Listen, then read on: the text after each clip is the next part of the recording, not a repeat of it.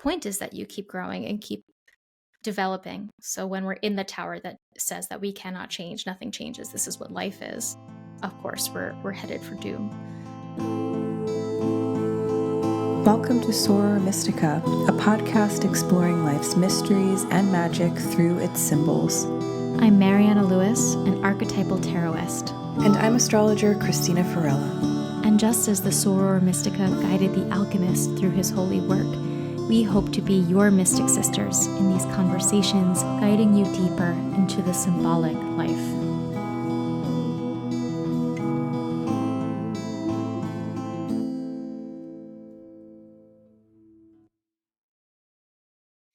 Hey everybody, welcome to the 47th episode of Soror Mystica. We haven't been with you for a little while. We've been busy people, a lot of stuff's going on. Christina is the Kickstarter for the Mystica Universalis Oracle deck is still going strong at when we're, when's the finish date? It's in a week, so we're super close to that being here. It's like the end of May, right? Yeah, so everybody go check that out. We'll link it in the bottom, but I'm collaborating with the team from Ethereal Visions to create an astrology themed oracle deck, and it's going to be beautiful. So it's gorgeous. Yeah, everyone go look.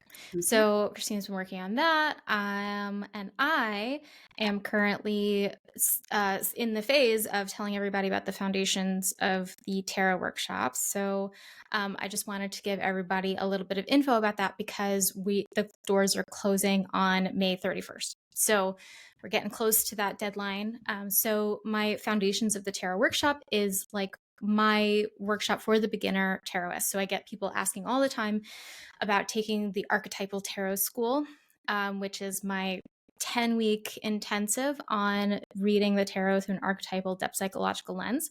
But there are lots of people who are beginners and they're still just getting, their toes in the water of tarot. It feels very overwhelming. They rely a lot on their guidebooks, etc. So that's why I put together the Foundations of the Tarot course to help you really do the task of learning the tarot and getting your foundations of it in it and understanding the basics of its depth before really jumping into that intensity of moving through each of the cards in that kind of profound way that the Archetypal Tarot School guides you through. So in this class, it's a 3-week class. It's starting June 1st.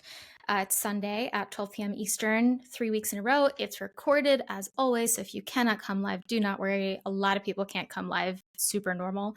But the 3 weeks basically cover first the basics of tarot and depth psychology and the psyche, talking about things like the occult and archetypal roots of the tarot, how divination supports individuation, how to strengthen your intuitive clarity. All these things are in week 1. Week 2, we actually go through an archetypal approach through the cards, how to read the court cards through this lens and the major arcana, etc. And then my favorite week is week 3, where we do tarot in action. So we're actually going to talk about how to read the cards, which is the thing that's most intimidating for beginners. So we talk about all the beginner stuff, shuffling and space setting and asking questions and intention setting and the big no-nos and the ways to do it, that's most holistic and supportive. We talk about building fluency and confidence, and we talk about seeing the big picture in a reading, and we talk about how to make those really, really confusing cards that don't make sense. And we have spreads and all the stuff, right? All the techniques that you need to get started, and that's week 3. So it's a very rich class. There's a lot in it, and it's really the main focus is teaching you how to learn the tarot through creating intuitive relationship building and intimacy with the cards rather than boring, ineffective memorization. So there's so much other stuff that comes with it. One of the things is the Archetypal Tarot Elements ebook, which has a breakdown of the symbolic elements of all 78 cards. So that's free with this class, which is a very exclusive offering for my students. I do not offer that publicly. And I also have a resource guide that is every book that I can like have vetted and can recommend: podcasts, Instagram accounts, Substacks, all the things that a beginner might use that I have taken a look at myself and said, that's good. That's good material there. So that's also included. And if you get your ticket now until the 26th of May, which is Memorial Day, I'm actually doing a giveaway, which I haven't done in a really long time. I have the Tarot Disassembled deck and guidebook, which is like probably the best deck for the beginner because it's like a companion deck with the Rider-Waite, and it will break down each individual symbol in the cards. You're learning the cards not through just like, oh, here's a thing with all these symbols and images, but it's like allowing you to dive into the symbols themselves, which is where the real meaning lies. So I'm giving away that deck and guidebook for anybody who registers between now and the 26th. Someone will win a raffle. You'll all be put in a raffle and someone will win. US people only, because shipping is awful in this world currently. So that's a really great little bonus that's there too. So I just yelled at you for 5 minutes, but No. but that's what's happening. So everybody go take a look.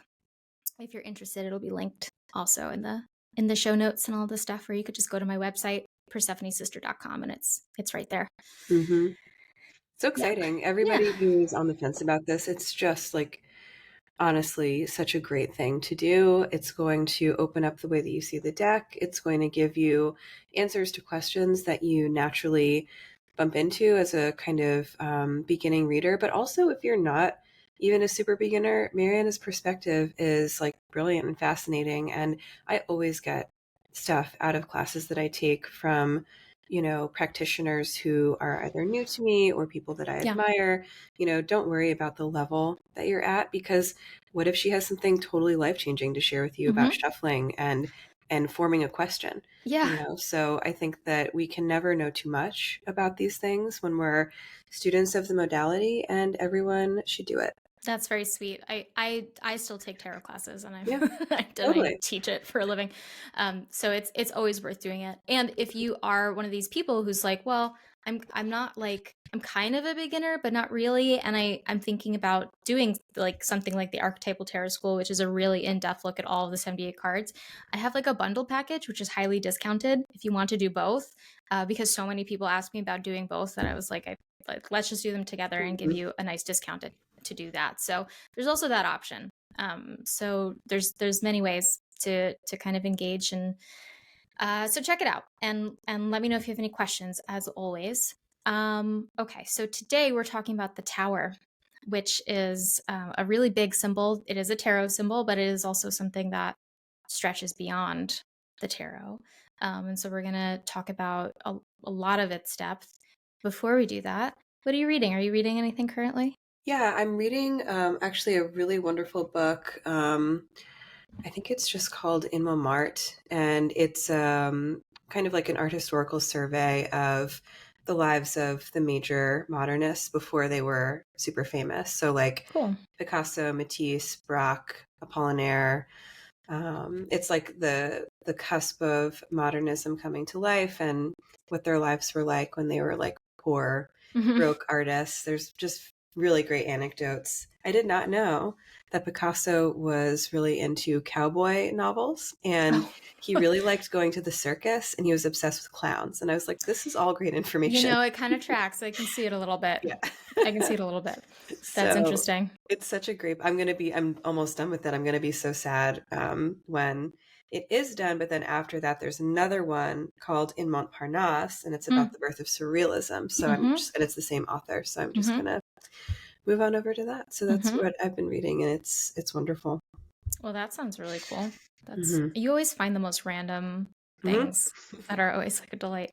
Yeah. I just finished. I was on like a weird kick of like I wanted to read C.S. Lewis, so I just like finished C.S. Lewis's The Problem of Pain, which he's like trying to make sense of why God would create pain. I don't know if he succeeded in giving me an argument that I can buy into, but that was an interesting read. And now I moved on to Oh, actually, oh yeah, of course. I'm reading Dancing in the Flames by Marion Woodman. I'm almost finished with it. I've read sections of that book many times, the same like chapters over and over again, and never read it all the way through. And it is phenomenal. It is just one of the best reads I've picked up in probably years. And I'm so glad I read the whole thing, or I'm almost done. And I'm also like, same thing with The Cry of Myth by Rollo May, who's an Mm-hmm. existential psychologist, psychoanalyst. I've read sections of that and never read the whole thing through, so I'm reading that top to finish too, and it's so far good, except for except for the points where there's this one story where he's talking about a client he had who was like too analytical, this like young woman, and she had a dream where she was in a session with him and he cut open her forehead, or like her forehead had been cut open like in the session. I don't think he actually did it. And she like brought the dream and she was like, oh, it means like they're cutting into, like you're cutting into my like barrier and like getting into me and getting into my mind. That's how she took the dream. And he took it as Yeah. Zeus's forehead bursting open because it's, about myth and stuff, and Athena coming through. And he was like, and how impressed was I that I showed up in this woman's dream as the mystical Zeus. And I was like, wait a second, what? And then he was like, and then I had to rethink that and realize, no, I'm not Zeus, she is. And I was like, Glad we worked that out. one of these male psychoanalysts who Yeah. has a little bit of a woman problem going on. Yeah, I have been also reading Hero with a Thousand Faces, and I've been loving it until there is this point in the middle. I forget what chapter it's in, but it's about meeting the goddess. Yeah. And like, it sucks. I don't like anything he's saying about that. It's just It's not good. It's bad stuff about how, women are basically like the tool of the yes. hero, and there to serve. And I'm just like, this is so disappointing. This We've been doing so great. this is his biggest downfall. Joseph Yeah. Campbell's biggest downfall as a thinker is that he could not conceive of woman in a role outside the male mythology. Mm-hmm. And like that's why Maureen Murdoch wrote um the heroine, the heroine's journey, Mm-hmm. because she got a meeting with him. She says this in her introduction, and she asked him, she's like, you talk so much about the hero's journey, what about the heroine's journey? Like, how do we transplant your ideas from that to this, because they don't all work exactly? And he was like, there you can't, there's no such thing, basically. So that was his great limitation. He does have a book called Goddesses, which is not like his, it's like a collection of his different writings from other places, which Uh-huh. a lot of these books are, with Joseph Campbell, which is better. He Mm-hmm. fixed it a little bit as he got older, and he said better I things, figured and like so this that's is an better. early work, but Yeah, still, very I was early. just like, ooh, I think I'm going to have to skip all of this because it's like It's very useless. It's disappointing. useless to me. Yeah, Yeah, yeah. I mean, it works for dudes in the 50s. Uh, totally. Not as useful for women in 2025. So I could go on a whole tirade about about how we update literature and are allowed to cut and paste a little bit. Not cut and paste, but like take out what's useful and throw away what's not anymore. But Mm-hmm. it doesn't like ruin the people altogether. So we Yeah. can do that. We can see their flaws and still Oh, take for what's sure. useful. Yeah, no, but it is fine to be like, this Skip, chapter is garbage. I'm not doing move this. on. Yeah, but the other ideas are fascinating and Yeah, unique and beautiful, so it's yeah. totally useful to me. But the other stuff, I'm just I like, know. okay, Joseph, thank you. Mm-hmm. Moving on. Yeah, that's not his strong place at all. Mm-mm. Okay, well, cool. So we're reading good stuff right now. I'm like reading way too many things. So the Tower. I guess maybe we just jump in with the tarot side of it, since that's like the most direct Mm-hmm. place that people find it. I think that with the Tower, most people encounter that through the tarot, in which it's like a very dramatic, scary image. And it's funny because in like older ideas of the tower, and because the tower is an image, it's a symbol that comes up in so much mythology. We find it in Hebrew mythology, in medieval mythology, fairy tales, like it's everywhere.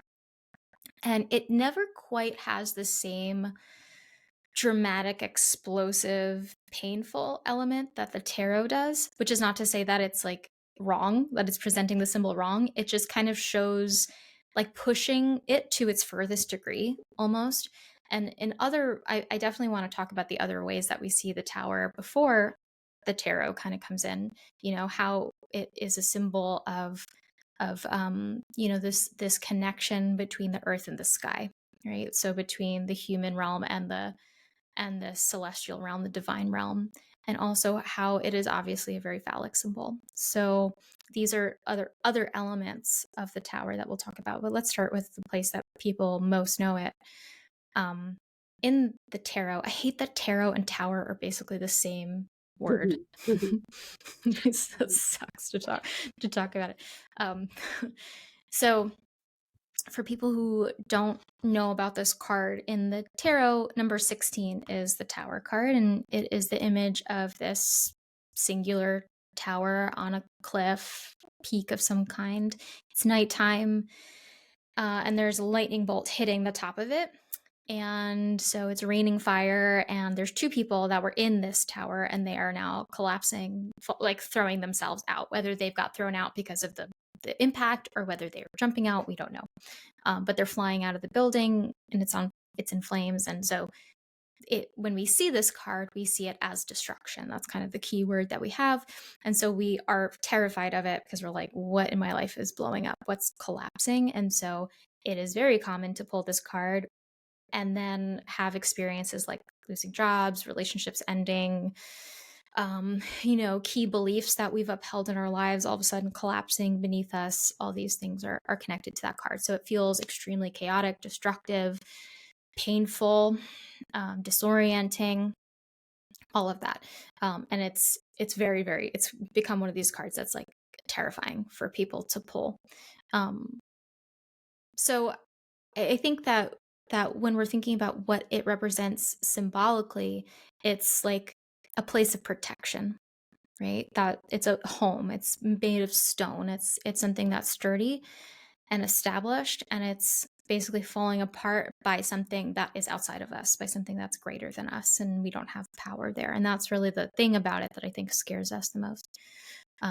So before I just keep talking forever, I want to see what thoughts you have on the tower card. Yeah, no, I think that, obviously everything that you're sharing is totally part of my understanding of the card. And I think that the idea of having a tower moment is something that we all kind of dread. But as you were saying that too, I was like, but we always already kind of know. Yeah. When we're in the tower, it's never like that much of a surprise. It's just frustrating to see it affirmed by the card, and then it makes it become manifest. And then, we're given the opportunity to kind of do something with that information. And that, I think, is maybe the scarier part of everything, like when we're in a tower moment. So, and to define a tower moment, it is like a moment of collapse of, everything that we've structured our lives around, becoming totally obsolete. And it is that like thunderbolt from beyond that comes and strikes the tower down. So I think there's a lot of obvious like Plutonian energy in the tower. The tower could also be like Saturn kind of buffeting us and saying like, nope, you can't go any further, and creating a kind of energetic boundary. The card being number 16 is interesting to me. I always do this with like the double digit tarot cards, like that reduces to 7, right? If we add 1 and 6. And 7 is a very spiritual number in numerology. It's like a wisdom number, and it's about, like connecting with spirit and seeking spiritual truth. And so I think that we're going to kind of keep uncovering in this conversation the ways in which the tower actually yields to something that's much more profound than just like, shit, everything has just, fallen apart on me. Like there is obviously a progression that happens after the tower moment and stuff that leads up to it as well. But thinking about the 16 becoming the 7 feels like a little secret wink in the card. Like there is wisdom in this moment of collapse that is worth embracing fully. So that's beautiful. I think that's the biggest thing about the tower. I think that people see it and they get scared. And I like what you said a lot about like, we always know. It's my, I find it so delightful that the tower, having a tower moment, is just like, it's like just like modern day slang. Like it's just like a colloquialism at this point. Like people know what that means. And even if you haven't done anything with the tower, you may have heard somebody say, or done anything with the tarot cards, you may have heard someone say, like, oh, it's my tower moment, and like still kind of got it. It's like a thing that's just part of our society now, because it's such a universal experience. And I think you're right. I think generally we know. I like this story I tell a lot about. I had a client years ago who came to a reading with me, and she was like, I pulled the tower for her, of course. And she was like, yeah, like this year has been a tower year for me. Everything fell apart. I got divorced. Because of the divorce, I had to move cross country, and I kind of think I'm going to give up on my career. And I realize I can't really do this career anymore, and I need to make all these changes. And it's like everything is falling apart. Everything is falling apart. And I was like, and the tower was in such a position that I was kind of like, but what instigated this for you? Like, what was the thing that started all this? And she's like, nothing. Like, it just happened. It's the tower. It just came at me. It just like, and I kind of pushed it a little bit. And finally she said, well, I don't know. There's just like one day I woke up and I looked at my husband and I thought, like, I can't do this anymore. And that was it. And she's like, I guess I had that thought at some point. And so then the tower started, and it wasn't all of this fate just kind of like smacking into her. It was that there was one little seed, there was one little spark of something, like a little bit of electricity that went through her. And it was a quiet thing first that then kind of exploded into that ballooning into her life falling down. And that's often what happens with the tower. Sometimes, yes, like we lose our job and we totally did not see that coming, and all these things and fate happens to us. But so often with the tower, there's a little part of us that's like, this is not where I'm supposed to be going. This is not what's supposed to be happening. What I don't think that this is what life is supposed to be. The problem with the tower is that it's impenetrable. On the tower card in many decks, many older decks, there's no door, signifying like they built it up around themselves without any way to get out, any way to leave it. And that's what happens so often with our lives, is that we build them up to be like, this is life. This is my marriage. This is my job, my career. This is my home, right? And there's no out. And so that is the mark of having an ego that's flexible and in conversation with the capital S self, or with the unconscious, so that when new information comes in that's like, actually, you've changed, or actually, this is not the path anymore. When we can be in full alignment with that, then we have the ability to be like, okay, I need to start like undoing some of the stuff I've been doing, and make a new path for myself. But we can't do that when our towers are so rigid and our lives are so impregnable by change. And so that's kind of the thing with the tower, is that life has to force us onto, like, force life that is not correct anymore to fall apart. It has to break it open, rather than us being able to find our way out and to find a better, truer path for ourselves. So it is a terrible experience and a necessary one, I think, always, because it always tosses us into the star experience of like reconnecting to that part that says, this is where your light really is. This is where the beacon is really shining, right? That's the real path. And this one, yes, you worked hard maybe to get here, but the point is that you keep growing and keep developing. So when we're in the tower that says that we cannot change, nothing changes, this is what life is, of course, we're headed for doom. So that's like, I think that that's like the important thing to remember. When you pull that card, next time you pull it and you go, oh my God, what the hell am I going to do? Remind yourself as much as you can that the whole idea is that you get shaken out of your kind of ego mind that tells you this is what life has to be, all capitals. No question, like no debating here. This is what life is. There's going to be something that says, nope, you gotta learn how to be in conversation with yourself in a deeper way that allows flexibility. Yeah. Yep. Very well said. Mm-hmm. And I think that kind of like, it points to, I like to think of the Tower of Babel to bring in like another myth of the tower. In the Tower of Babel, it's like probably the most famous tower myth that we have. Basically, the story goes that people wanted to build something to get closer to heaven, right? So they built this tower and they got closer and closer to God. And then God at some point like was angered by this, upset by this, and he struck the tower down and said that now they will all have confounded language. They will all speak different languages so that they can't unite and grow together.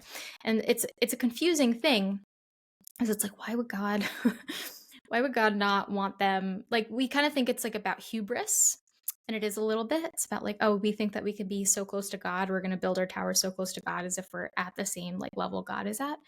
And it is a little bit about that, but it's also about this image of trying to rise into the realm of higher knowledge, right? And like pierce into that plane. And so the myth of this tower is that God is basically trying to remind people that there's only so high that they can go, and they have to, at some point they have to let the mystery be mystery.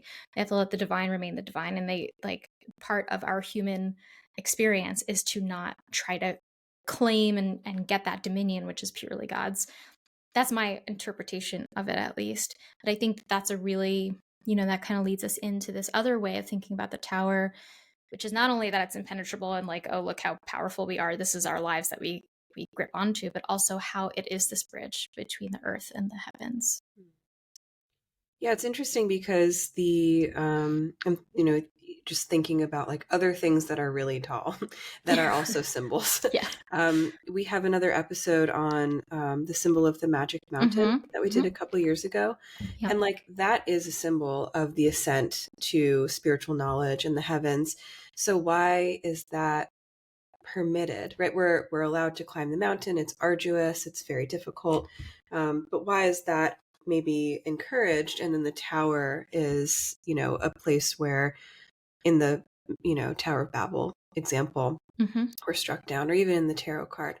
And I'm wondering if it's like the man-made-ness of the I think tower so. Yeah. that, yeah, versus the natural object of the mountain, the naturally occurring peak that God made, Mm-hmm. maybe, right? So I think that that's really, really interesting just as a comparison, those two ideas, because Yeah.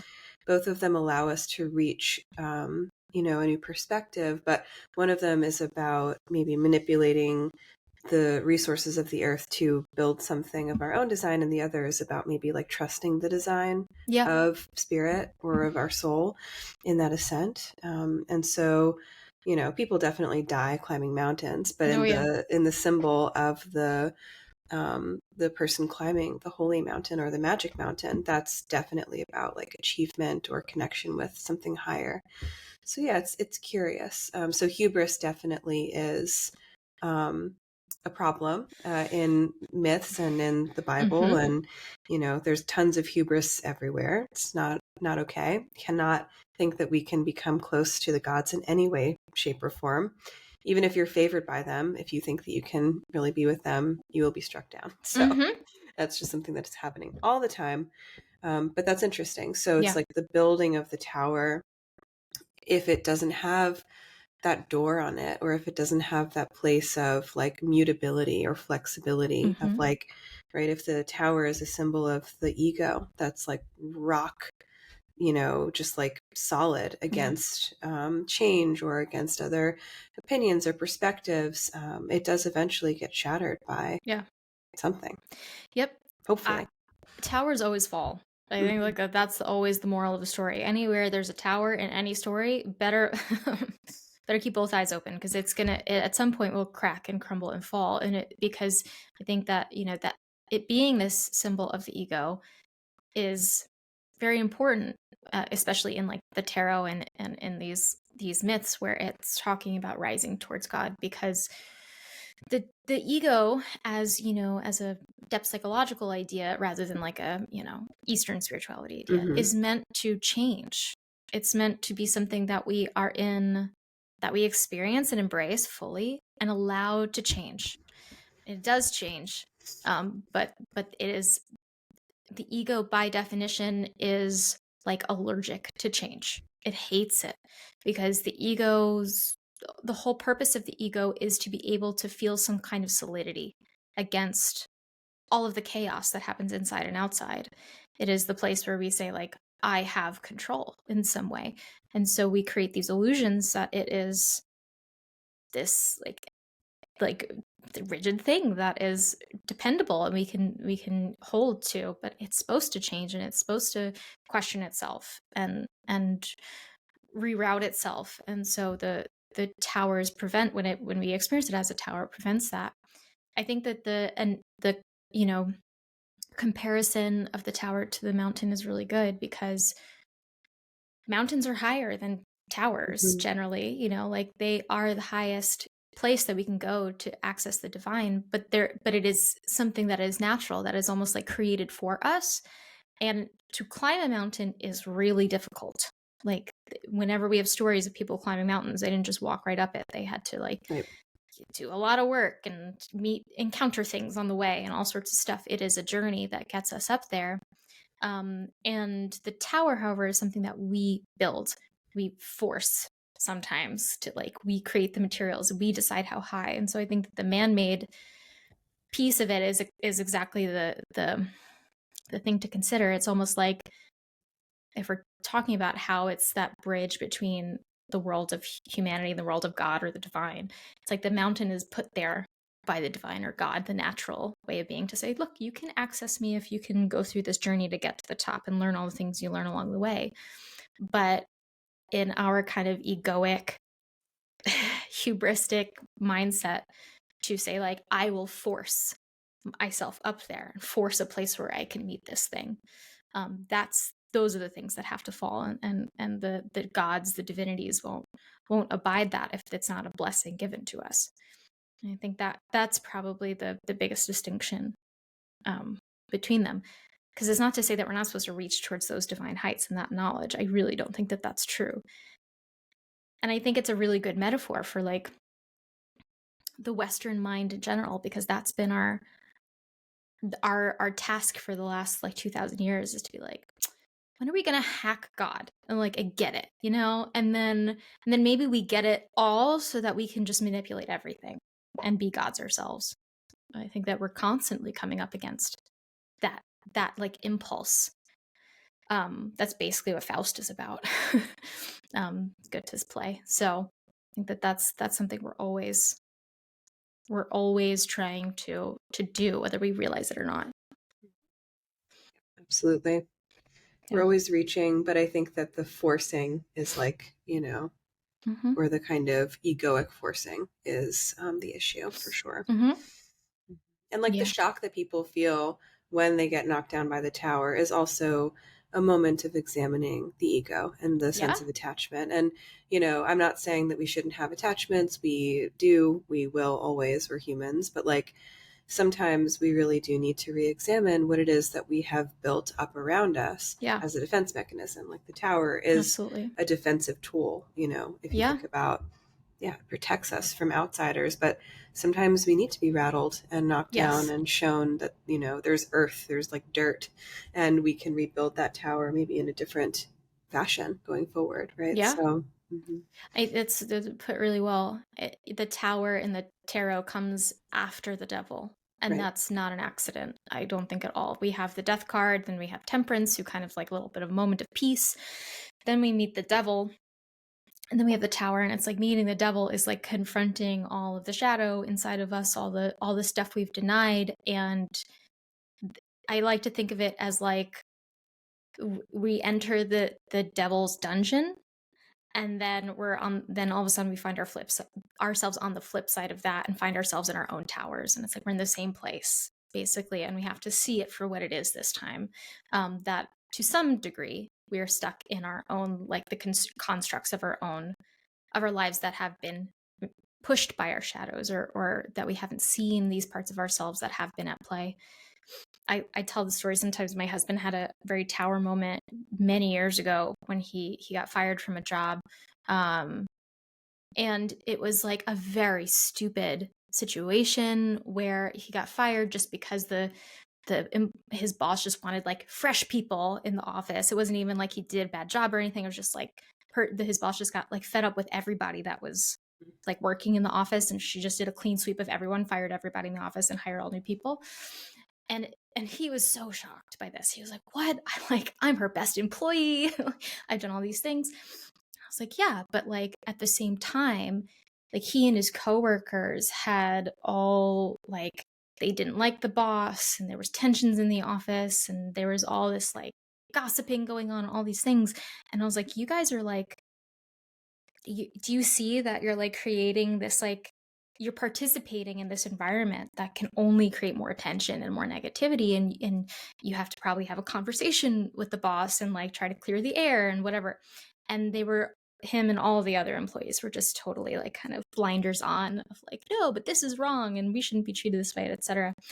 And so when it came, I was the only person who wasn't shocked. I was like, "Yeah, yeah, here it is. This is what's been happening." But when we're locked in our own shadows, where the shadow cannot see the things, and it's not like to say shadow is always bad. Sometimes shadow is just what we're blind to in ourselves. And, for him, my belief is that he didn't see that he was not being valued at all. And so there was a part of him pushing against that and being angry. And so that's how the shadow was acting out about that. But really, if he had been in tune with what the experience was, he probably would have at some point said, "Oh, like I'm not valued here. I need to quit and go find something better." And so our shadows, that's how they get activated. And so when we come back from the devil's lair and have to look at like the lives we're in and what's going on, the task is, can you break it down yourself? Can you pull it apart yourself and have the courage to do that? Or do you need that final push? I need God now to come in and throw a lightning bolt at you and shake it up. Most of the time we need God to do the lightning bolt thing. But that's like the task that the tarot is always challenging us. Can you take the impetus yourself? Can you do this for yourself? And so it's we're gonna fail a lot at that, but that is the challenge, which I find to be really beautiful. And so whenever I see the tower, I'm kind of like, okay, I try really hard not to be scared and to think like, okay, cool. Like I got something to think about. Think about this in a very different way of like, how do I liberate something in myself rather than fear that my control is going to be taken away. I think that's the answer there. Yeah, totally. I think Yeah. you can absolutely use it to transform your existence, and it should be welcomed, even though it is very painful. And I'm Mm-hmm. not saying we should embrace our suffering or like suck it up when things are going really badly, but Mm-hmm. on a kind of level of like being on the path and being in the kind of journey of individuation, we are all going to experience tarot moments. That's why it Mm-hmm. exists. That's why it's an archetype. That's why it's a piece of our kind of psychic, whatever, imagery. Yeah. That deep, destructive earthquake moment Yeah. where suddenly everything is gone and we have to figure out how to rebuild. It happens to everybody. Every Yeah. single person who you Yeah. know has had times like this, not even just one time, right? It'll happen Mm-hmm. multiple times in our Yeah. lives. And so I think that also, and this is just good in general for all tarot people, but pulling a card that's scary is you're going to pull that card a lot and you're Yeah. going to see it a lot in your life. And it's not a dooming thing, but it's definitely, you're being shown that you need to kind of have a relationship with that challenge at Mm-hmm. this point in time. So, Yeah. you know, I posted a reel on Instagram a couple days ago that was like, tell me your wildest tarot experience. And I was so shocked by how many people, I mean, like, I think like every second person said that they pulled the death card and then someone immediately died. So that's horrible. And I don't know that's why crazy. this happens. That's terrible. So sorry. but there were so many people who said I pulled death, the devil, the tower, something really negative, and then something really rough happened in their lives and they're like, and so I'm never touching the tarot again. I'm never doing it. And I was like, that's so heartbreaking because the tarot is not like, I get that it's scary. We see it and we get scared. And then, especially if we find it realized in our lives, then we're like, oh my God, like I was anticipating the doom of this thing and then it came, which makes it sometimes feel worse. But the idea of it is never to like dabble in the unseen you're not supposed to know. The idea is, how do I prepare myself for this thing? That's the point. It's like, it's not the tarot is not creating this for you. It's going to happen. It's happening probably already. The idea is like the tarot shows us the deeper spiritual or psycho-spiritual lesson in the thing, and we can say, how do I already prepare myself for that? Orient myself towards the lesson in it rather than, or just ground myself in the other things I have in preparation for this thing, whatever it might be. So it is always a useful tool. That's not to say that we just use it willy-nilly, but it's something that can give us a place to dig in and hold ourselves. I want to talk a little bit also about the tower in a kind of more contemporary way. One of the things that is very obvious about towers is that they're extremely phallic, and that's like also not an accident. They're very representative of the power of mankind, right? Like what mankind is so advanced and so powerful that it can build this huge structure that is unfathomable. Like we all have that experience um like looking at like this, I don't know, the Empire State Building or something, or even seeing a picture of it and going like, how in the world did they do that thing? And especially living in New York City, you're constantly confronted with like, you're in a forest of Yeah. towers and like phalluses. And I always found it very interesting. And something that Joseph Campbell says is, he says, if you want to know what a society worships, look at their tallest buildings, and basically look at their towers. That's what the society worships. And so for us, at least in New York and in America, that's money. Business. It's capitalism. Hmm. There it is. It's like the World Trade Center was like this massive phallic tower that was money incarnate, and it fell. And so I think that that's always something that I find very creepy about the tower as a symbol too, and interesting. Yeah. It makes me wonder, it makes me wonder sometimes, like if we had a more sort of matriarchal focal point in culture, would we have towers? I mean, towers Mm-mm. can be cool. You can see really beautiful views from Yeah. far away. But if a tower, right, if the towers that we have are for, like expensive condos or Mm-hmm. offices, it's not a tower that's a museum. It's not a Yeah. tower that's a church or a monastery. Mm-hmm. Oftentimes, churches can have towers, but Mm-hmm. they're not the ones that we see every single day if we go to a city to visit, Yeah. especially in New York. Maybe older European cities, we see Yeah. the bell tower of a church and stuff Mm-hmm. like that, but that's very de-emphasized in our day-to-day at Yeah. this time. So yeah, I think that it's really unfortunate that Yeah. that is It's the sad. case. It's like a sad thing. Hmm. I was just in the Netherlands on vacation, and we went to Utrecht, and they have this church there that was, they're all, they had their Calvinist Protestant moment, so they don't really care about Catholic stuff anymore. And they're like, look at these Catholic buildings, aren't they weird? Mm. It's very interesting.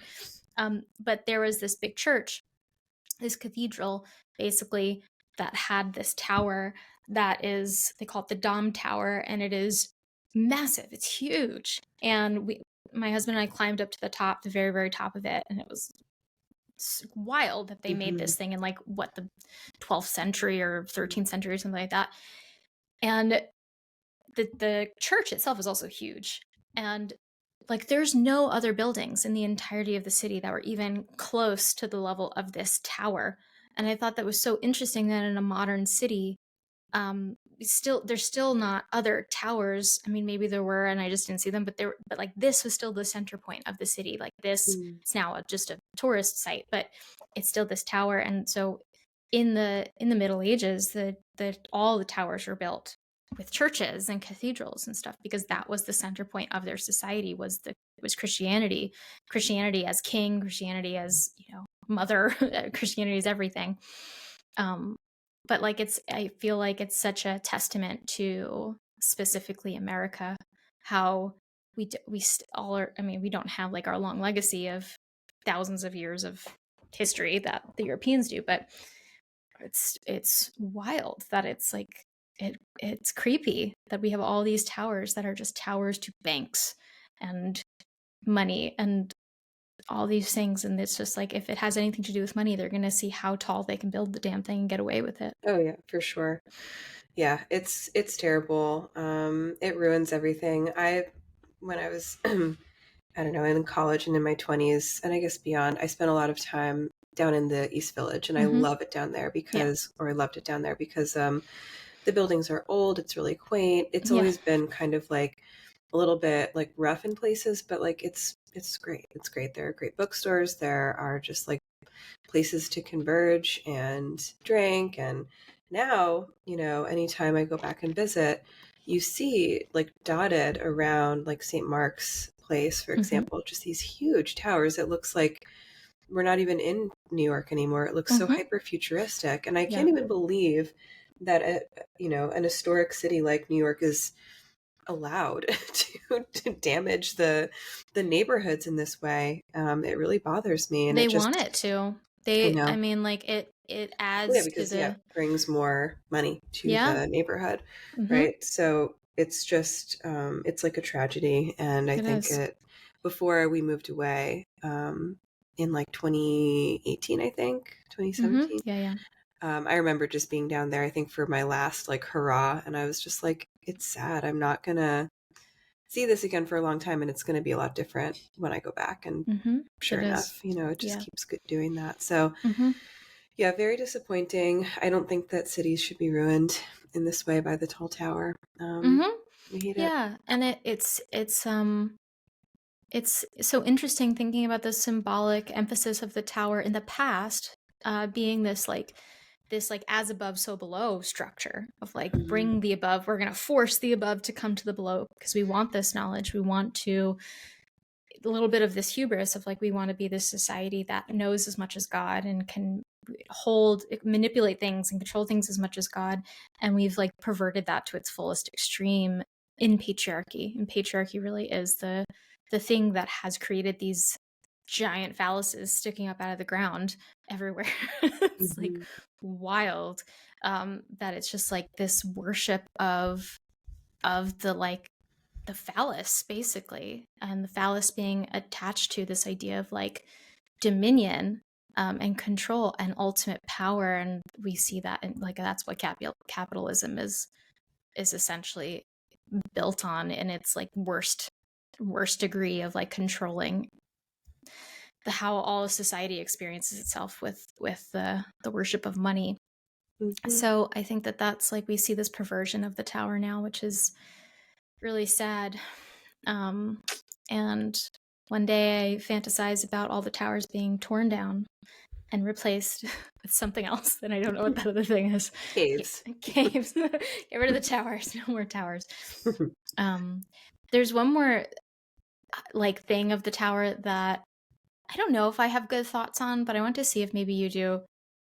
Which is the tower that is the prison, Yeah. like the princess in the tower kind of image, Mhm. the feminine Mhm. locked in the tower. And I've Mhm. always been very curious about what this represents. And obviously, there is that phallic element and there is that patriarchal element in it. But I've always wondered if there's something more, because a lot of times the princess in the tower is a prisoner, and sometimes she's also like one with the tower Right. almost, like as an Mhm. extension of her. So I don't know if you have any thoughts on that one. I don't know, but beyond, what you're suggesting, but yeah, it always seemed like a kind of way of removing the feminine from her proximity to the earth, which Yeah. is what she's associated with. And Yeah. like in Rapunzel, Mm-hmm. having her like let down her hair Yeah. to let then her hero come in Right. was interesting because, I connect earth and body, and she's using part of her body to Mm-hmm. invite, a visitor into the tower. So some of those fairy tale towers are not totally impenetrable, Yeah. but requires the feminine as the bridge Yeah. to let somebody in.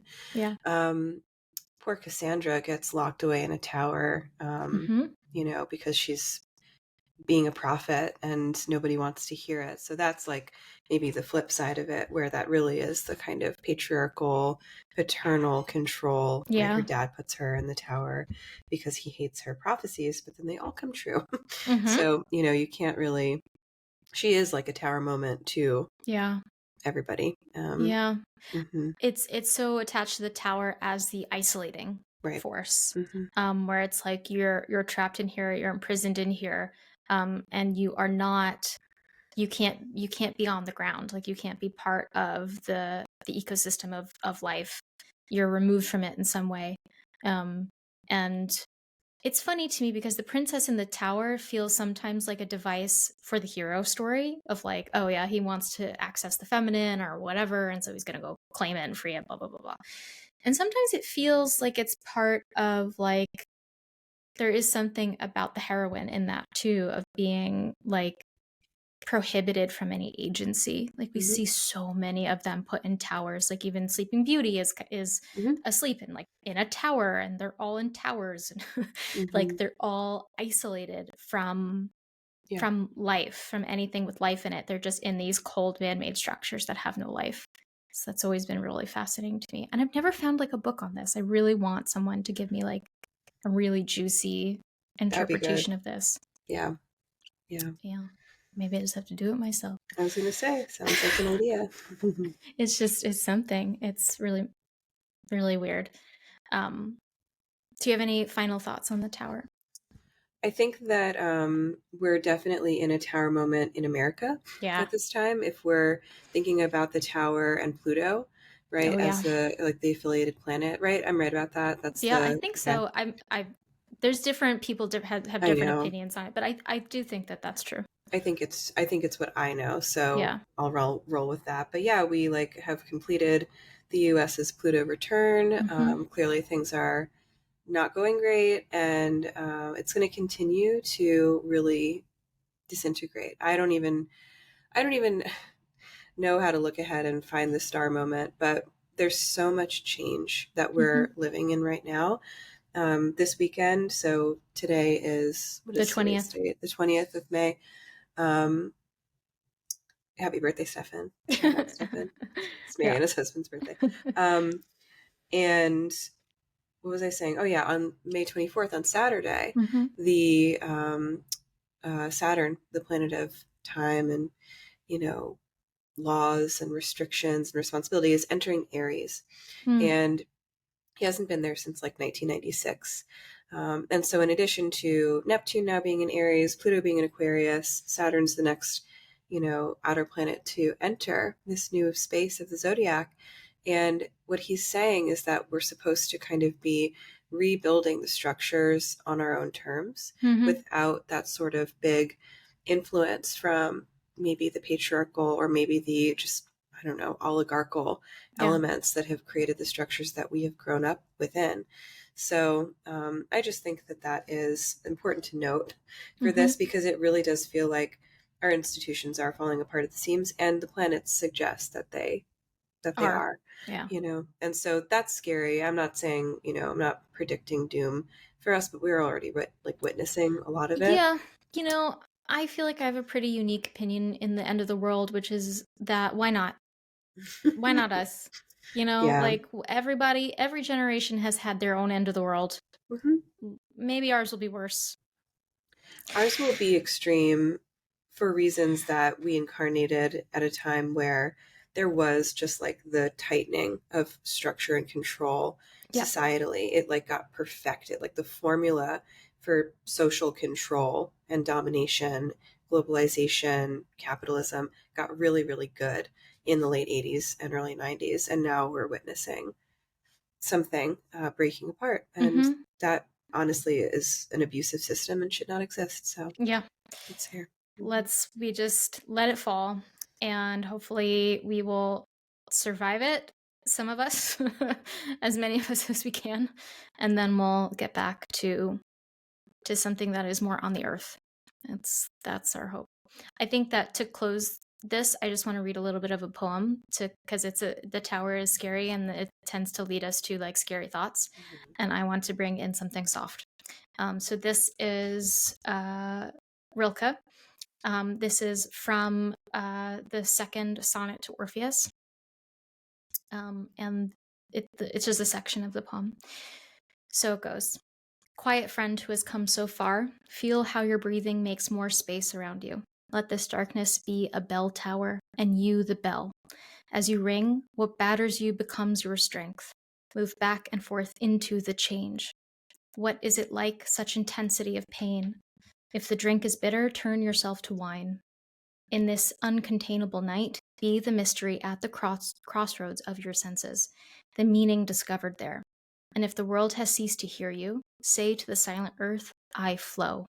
To the rushing water, speak, I am.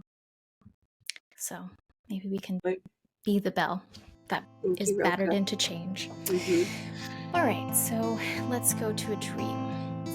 If you're enjoying this podcast, we encourage you to leave a review or learn more about how you can support us on Mighty Networks, where you can get access to some exciting exclusive offerings. Or you can connect with us by sharing a symbolic experience, whether from a dream or synchronicity, for us to explore on the show. Thank you to today's sharer, and please tell us your symbolic experience or connect with us on our website, sorormysticapodcast.com. Are you a small business looking to reach a targeted audience of people interested in all things esoteric? If this sounds like you, Soror Mystica would love to invite you to become an ad partner. We offer a highly tailored audience of mindful, curious, depth-seeking listeners, and we would be delighted to showcase your business and offerings to new hearts and new minds. Simply fill out an advertiser application form at our website, linked in the show notes below, or navigate to sorormysticapodcast.com/advertise with us. So in this dream, we are looking at the symbol of a meteorite. Our dreamer says, I was in Portland working on a job for my employer, not the same in waking life. There was a meteorite set to appear that day, and I was rushing because I was to accompany a girl. My boss let me go early, and I ran to the packed bridge to find her. We waited, but the meteor never came. It was supposed to be significant and was also known to emit a particular loud sound. That's the dream. Interesting. Do you have any initial thoughts about meteors? I mean, meteors, different than comets, different than, meteor to me is like very destructive because it Yeah. lands here and kills dinosaurs and stuff. So Yeah. that's like an apocalyptic dream, but the apocalypse doesn't come. Yeah. And so it's kind of like, are we yearning for an ending that doesn't actually materialize? And Yeah. it feels like almost like a missed tower moment for a person, right? And I think it's interesting that you're trying to meet somebody. Yeah. So, bringing the relational aspect of the psyche into the equation. Meeting on a bridge too is interesting because that's a transitional, Yeah. whatever, transport device. So it's just like a lot of in media res stuff happening, and nothing really culminates here. Yeah.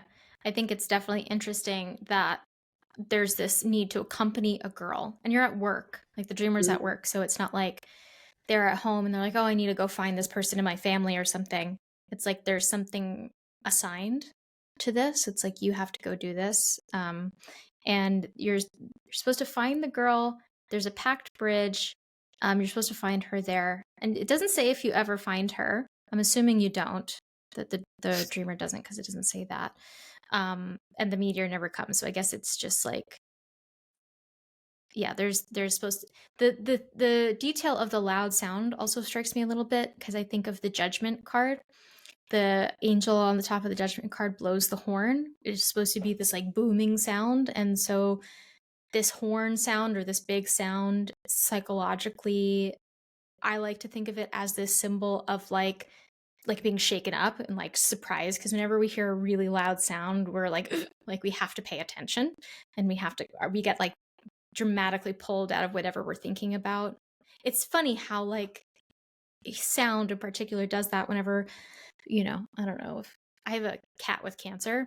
So anytime I'm like working at my desk and typing and I hear like a and I'm like, oh my God, he's puking somewhere. I have to go like run and like we're always attuned to strange sounds or big sounds or like uncanny sounds. And so we're always on alert for that. When we get it, we're like immediately shaken out of our concentration or whatever we think is going on, and like focused all of a sudden on something different, or something that might be coming at us or alarming or changing something. So like that idea of like the booming noise or the loud sound, I always associate with like the sudden like shaking up, like get out of your like locked perspective and listen for what's happening. So that's interesting. And I totally agree with you about the bridge. It's like a transitional point. I wonder if the girl is coming from the other side of the bridge. Yeah. Yeah. Where's the other person? Bridges let us cross bodies of water for the most part, unless it's like over a highway, but, connect to pieces of land that are usually separated by water. That feels like, soma and intuition, or Yeah. soma and emotion to me.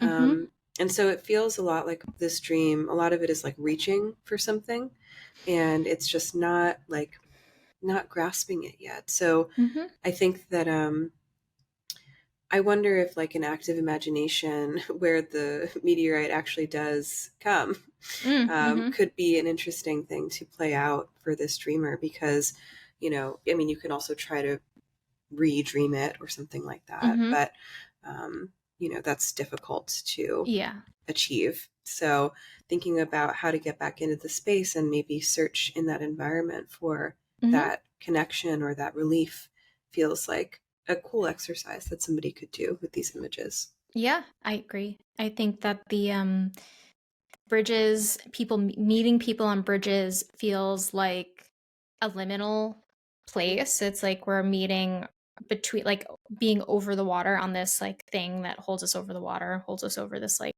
unconscious divide. That's always interesting to me, of like meeting someone on a bridge or seeing someone across a bridge or something. It's like we're trying to cross that liminal boundary in some way.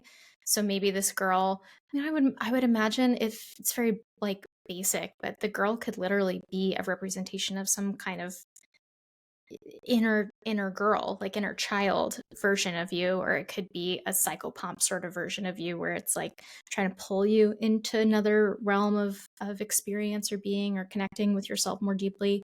And I wonder if if the meteor doesn't come because you don't find her.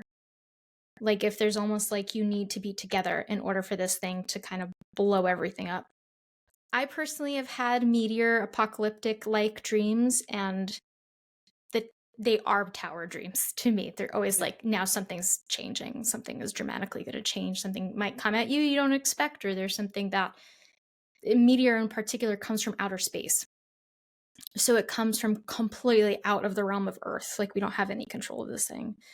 So a lot of times with those dreams, whenever I have them, I'm like, something might come at me that feels like totally out of my control, and blow things up, shake them up really intensely.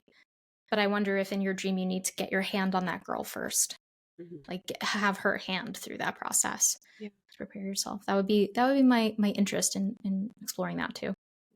Yeah, definitely a guide or some kind of connector there. So I like that idea. Yeah, thanks for sharing this dream. There's a lot of really good symbols in there.